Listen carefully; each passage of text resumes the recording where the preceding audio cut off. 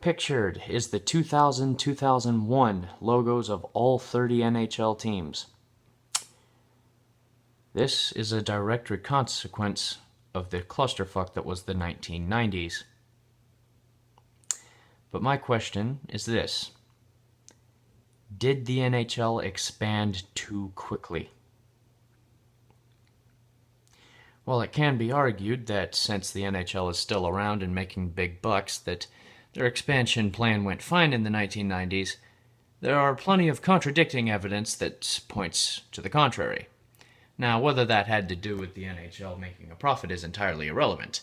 What I am here to wonder is, why did 4 different teams have to relocate in order for expansion to work for the NHL? Because typically, in the rules of business, if you have to outsource marketing to the point where they have to remove headquarters elsewhere, that's not a successful business practice. What should be pictured on here are the original Winnipeg Jets, the Quebec City Nordiques, the Minnesota North Stars, and the Hartford Whalers. Instead, because a direct result of the 1990s, we get the Carolina Hurricanes, the Dallas Stars, the Phoenix Coyotes,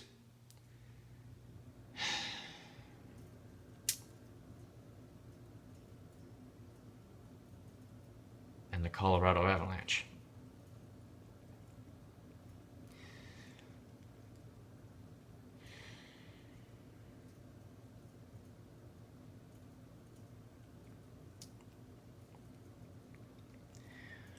Talent, and because of roster expansion, ensured that every expansion draft would be horrific. Don't believe me? Look at the San Jose Sharks record after their inaugural season. It is tied for one of the worst of all time. The Ottawa Senators' inaugural season and the Florida Panthers' inaugural seasons. These are complete failures. The only expansion teams that did okay for themselves out of the gate in this time period was the Nashville Predators and the Minnesota Wild. The rest struggled right out of the gate to get anything going. The San Jose Sharks was understandable considering that, well, it's difficult to build upon an expansion draft when all you're getting are scraps from everyone else. Yet for Minnesota, in their 2000 expansion draft, the rules had been slightly altered. However, they were still getting scraps because the state of the league had been so diluted in terms of talent that you could have teams where there was no star player and nobody even got 50 points that season. For example, the Atlanta Thrashers in their inaugural season. I believe their highest point scorer had 48 points. Granted, that was because scoring was going down in the league as well, but even then, that was just ridiculously low. Why? Because there was not enough talent to go around. The NHL was expanding too quickly for its own good. Had they taken their time in terms of expansion and developed a salary cap sooner rather than later, the instability of the Canadian dollar would not have led to the Winnipeg Jets moving to Phoenix, nor the Quebec City Nordiques moving to Colorado. Seeing those type of failures in the 1990s really made the sporting world question the stability of the NHL. Thank my lucky stars that the stability of the NHL was highly exaggerated, and now it is one of the most talented leagues in North American sports. However, these questions were legitimate at the time of them being asked. You had teams moving because they couldn't sustain expansion, and you had expansion teams that could barely hold their own water.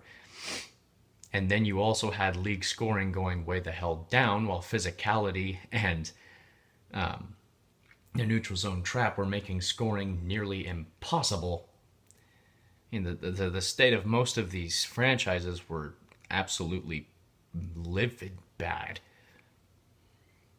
The New York Islanders were losing money by the millions every single year, mostly because of their own incompetence.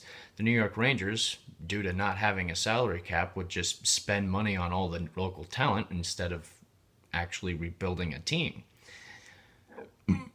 Most of these expansion teams, particularly the Nashville Predators, Minnesota Wild, Columbus Blue Jackets, and Atlanta Thrashers, struggled mightily because their expansion drafts gave them nothing and they weren't getting any favorable attention in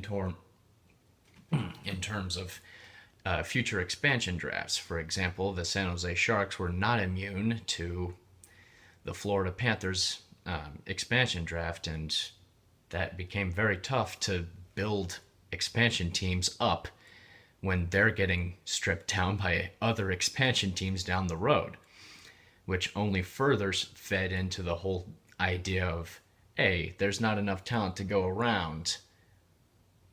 It's a very dark time for hockey, and quite frankly, it's a miracle we came out of it alive. However, now with the neutral zone trap becoming inferior, the league focusing more on scoring and skill and speed, and a league that is full of parity to the point where Vegas can have an expansion draft that turns them into a Stanley Cup champion, shows that the league has fully recovered from this clusterfuck that was the 1990s, and that the future has been brighter than it ever has been. In terms of the Seattle expansion draft, I'm kind of surprised that Vegas is protected from the draft, considering that they started out as a Stanley Cup caliber team. However, I'm not the one making the rules, so if Vegas becomes a dynasty in the near future, I'm pretty sure we all are gonna know why. This has been Trey McGathan, and I'll be seeing you soon.